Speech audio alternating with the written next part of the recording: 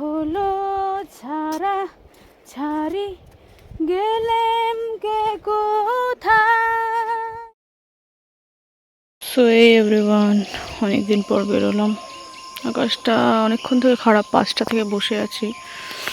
So এখন ভাবছি যে বেরোবো। তো এখন অলমোস্ট বাজে 6টা 7। তো জানি না কোথায় যাব, কোনো আইডিয়া নেই। জাস্ট বেরোবো, ভাল লাগছে না, একদম পুরো অসহ্যকর লাগছে। চলো যাওয়া যাক এখন, আপাতত দেখা যাক কোথায় যাই। ভীষণ মন খারাপ, তাই বেরিয়ে পড়লাম। কখনো কখনো জীবনে এমন কিছু মুহূর্ত আসে যখন মনে হয় চারপাশে অনেক মানুষ থাকলেও নিজের ভেতরটা একদম ফাঁকা। আজ আমারও ঠিক এমনই একটা দিন। ভীষণ মন খারাপ ছিল অনেক কয়েকদিন ধরে। আমার কোনো নির্দিষ্ট গন্তব্য ছিল না, শুধু বাইক নিলাম আর বেরিয়ে গেলাম। গিয়ে পৌঁছলাম এই জায়গাটায়। যদিও রাস্তাটা একটা গাছের গুঁড়ি দিয়ে বন্ধ করা ছিল, তো বাইকটাকে পাশে রেখেই যেতে হবে। যাই হোক, পাশে রেখে বেরিয়ে গেলাম। জায়গাটা অপূর্ব সুন্দর। প্রথমে ভেবেছিলাম নিচের দিকটায় যাব, তারপর হঠাৎ করে ডিসাইড হলো না, ওপরটাই আগে ঘুরে আসি, তারপরে যাব নিচে। আসলে কি বলো তো, আমার শুধু মনে হলো বেরিয়ে পড়ি, দু চোখ যেদিকে যায় সেই দিকেই চলতে থাকি। যাই হোক, আসার পর পরিবেশটা সত্যি ভালো লাগলো। মেঘে ঢাকা একদম পাহাড়, নিচে নদী, এই দুটো মিলিয়ে না আমার মনটা আলাদা রকমভাবে ভালো করতে শুরু করলো। আর রাস্তা আমাকে কোথায় নিয়ে যাবে তা আমি ঠিক জানতাম না, কিন্তু হয়তো প্রকৃতি আগে থেকেই ঠিক করে রেখেছিল আজ আমার মনটাকে একটু শান্তির খোঁজ দেবে বলে। তাই অবশেষে পৌঁছে গেলাম লঙ্কাপাড়ায়। চারিদিকে সবুজে ঘেরা পাহাড়, সামনে বয়ে যাওয়া নদী, পাহাড়ের মাঝে বিস্তীর্ণ রিভারবেড।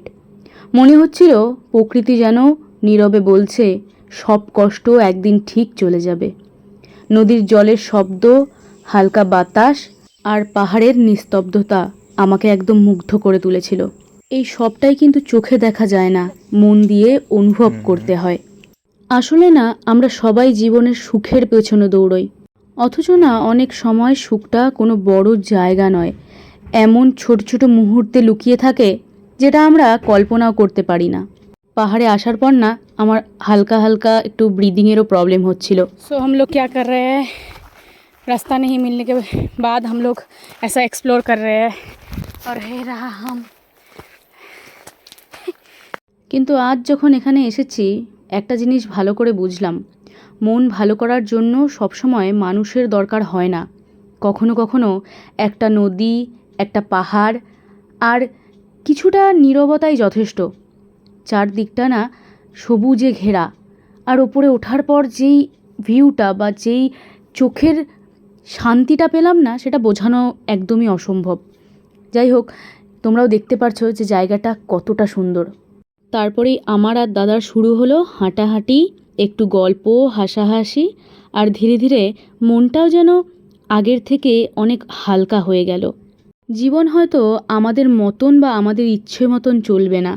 তো এখন আমরা উঠবো এই জায়গাটায়, পুরো ভিউটা হয়তো পাওয়া যাবে।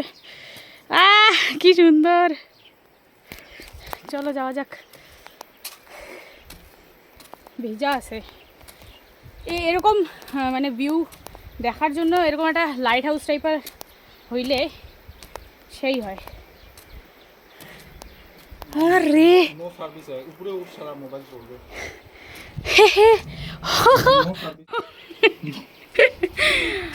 সেই রে, মানে 360 ভিউটা দেখা। সামনে যে নদীটা, মানে পুরো পাহাড়ের নদী, আর আলাদাই একটা শব্দ, আর মেঘগুলো ভেসে যাইতেছে। অপূর্ব, জাস্ট অপূর্ব। অনেক দিন থেকে এরকম একটা ভিউ দেখার অনেক দিন থেকে ইচ্ছে ছিল, বল, মানে আমার তো ছিল।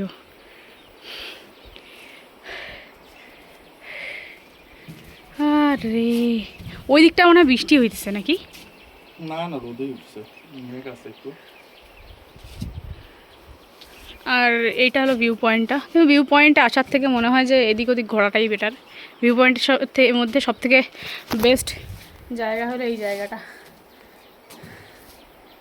মানে কুত্তার মতন হাঁফতে হাঁফতে ওপরে ওঠার পরে যখন এরকম ভিউ একটা দেখা যায় মানে আলাদাই লাগে। কিন্তু যতদিন বেঁচে আছি ততদিন নতুন নতুন পথ খুঁজে নেওয়া এবং নতুন দৃশ্য দেখা আর ছোট ছোট আনন্দগুলোকে জড়িয়ে ধরেই বেঁচে থাকাটাই আসল ব্যাপার। তখন ভাবলাম যে নিচে যাব, এখন আমি যাচ্ছি নিচে, কারণ সাহস পেলাম একটা মহিলা অনেকগুলো ছাগল নিয়ে নিচে চড়াতে গেল। কি সুন্দর। যদি তোমাদেরও মনে কখনো কোনো দিন কোনো কিছু নিয়ে খারাপ লাগে তাহলে একবার শহরের কোলাহল ছেড়ে প্রকৃতির মাঝে চলে আসবে। হয়তো উত্তর পাবে না, কিন্তু না, মনটা আলাদাভাবেই শান্ত হয়ে যাবে। আমি না এই জায়গায় এসে ছোটোবেলায় যে ছোটো ছোটো গানগুলো আমরা ডায়েরিতে লিখে রাখতাম সেই সব গানগুলোকেই মনে করছিলাম বারবার।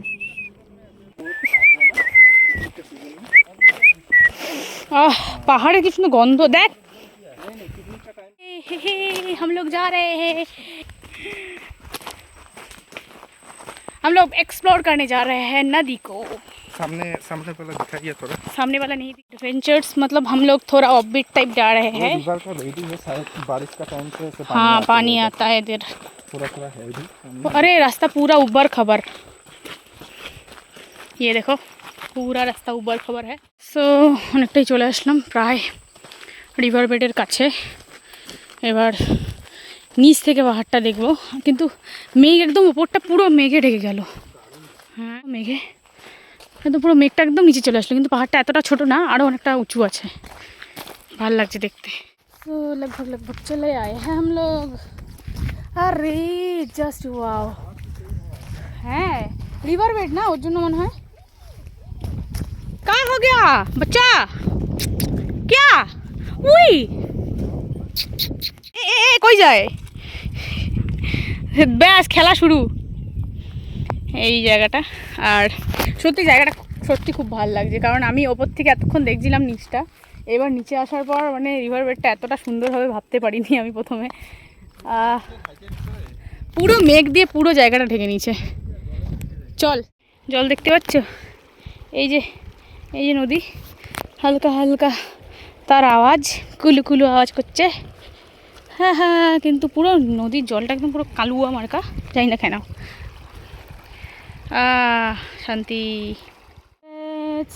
দোলায় বাজিয়ে বাঁশি গান গেছি বকুলের তলায়, না মাঝে হলো ছাড়া ছাড়ি গেলেম কে কোথায়, দেখা যদি হলো সখা প্রাণের মাঝে আয়।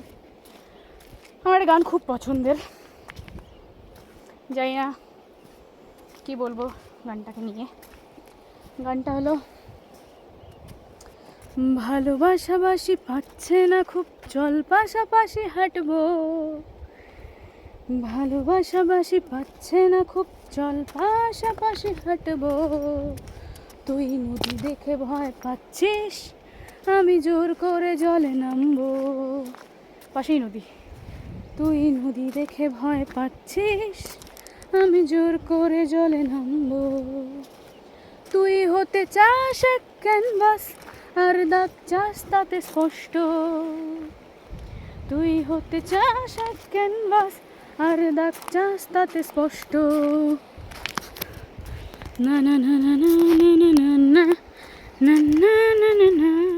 আজকের একটা ছোট্ট সফর আমার কাছে শুধু একটা ভ্রমণ নয়, এটা ছিল নিজের সাথে একটু সময় কাটানোর গল্প।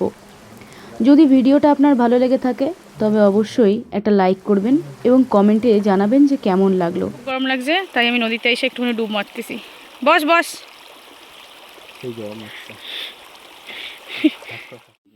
এবার আমরা একটুখানি খেয়ে নিচ্ছি মোমো আর পাহাড়ের ভিউ দেখা যাচ্ছে না ওই দূরে রিভার বেড। गरम से ही। हाँ मोमो, इसको चटनी में डिप करना है, फिर लेना है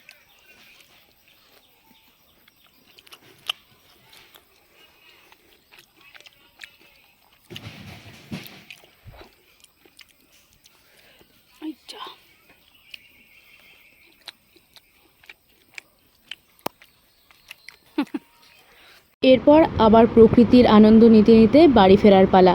আজকের ভিডিওটা এখানেই শেষ করছি। দেখা হবে নতুন একটা ভিডিওতে। ভালো লাগলে সাবস্ক্রাইব করতে ভুলো না। টাটা।